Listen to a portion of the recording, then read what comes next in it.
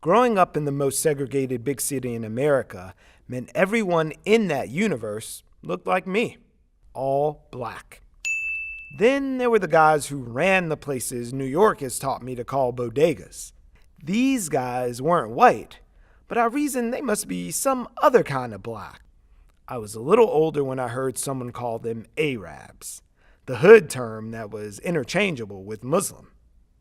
While Arabs were actually Arabs, people who hail from the Arabian Peninsula, Muslims are individuals who've embraced the religion of Islam. 1.5 billion and counting, making Islam the world's second largest organized religion.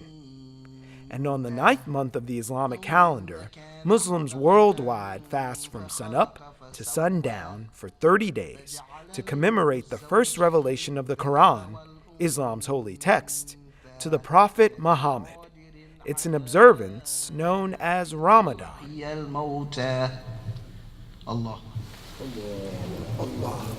know, the fast for us is not about an empty stomach, but it's about a full heart. The fast can give you an ability to now just not look at the world with your eyes. So I won't just see you by the color of your skin.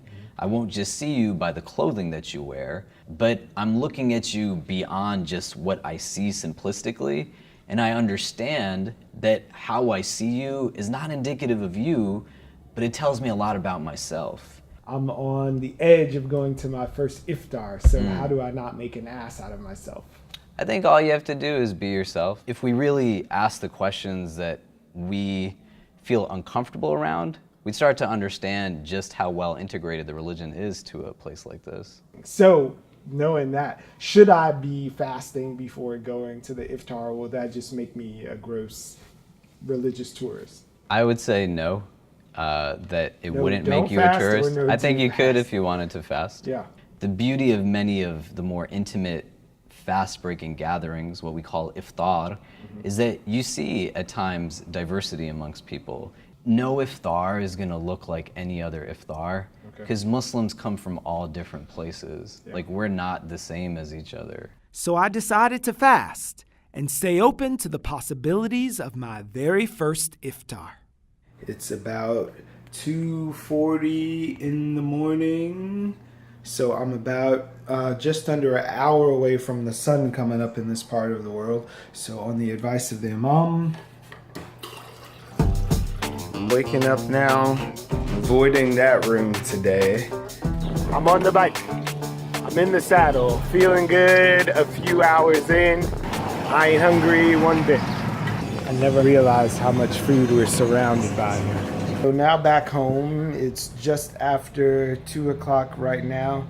I'm trying to think about what the Imam said and reflect on how we listen to our body and thinking about the needs that present themselves and clamor for our attention.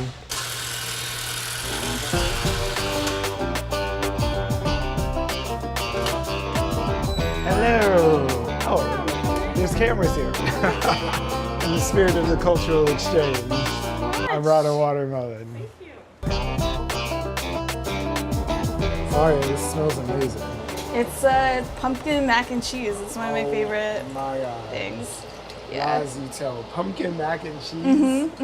This feels more like Thanksgiving than it does some religious experience. A little bit, yeah. I mean, I think we all like interpret how we do this differently. Unfortunately, in the summer, the fast is just so much longer. So I've been drinking water, you know, and that's like how I'm doing Ramadan, and I feel good about it. And we're not, you know, dictating how people like need to practice their iftar, their breaking of the fast. So however they want to do it is fine. Some people have dates, some people bring a date. Sure. Some people will be praying. Exactly. Some people just come with a fork. Right. And yeah, and today we're gonna have some music, which, you know, not everyone includes that in their iftar or religious practice, but for us that's spiritual and it's what we want. So Very cool. yeah. Hi folks! Thank you so much for coming, everybody. We're gonna explain this. Stop the conjecture. For people who are fasting on Ramadan, Ragazza, great fast here, and we're about to present this beautiful matluba that is being made. So thank you all for coming and please enjoy.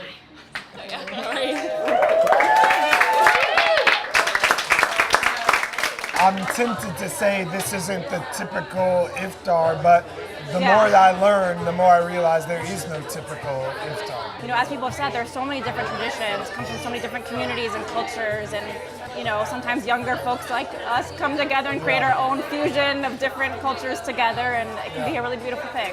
If you talk to other folks in America, they know all about Christmas or any other these sort of dominant cultural holidays, but we don't know anything really about Ramadan and what that means for a Muslim-centered spiritual practice. Yeah, I mean, it's a joy to share it with others, and I love talking to people about it. But it's definitely true that people don't know much about it, and of course I grew up knowing all about Christmas, and it was also hard as a kid to not be able to celebrate Christmas in the same way and begging my parents, come on, please.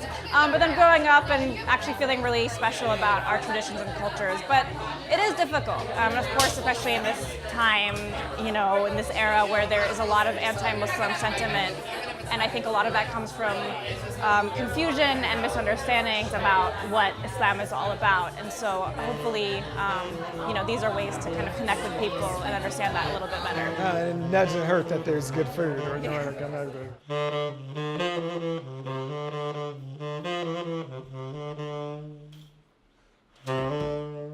Yes, good food, great music, and company to help bridge the gap between two communities, at once separate and intertwined.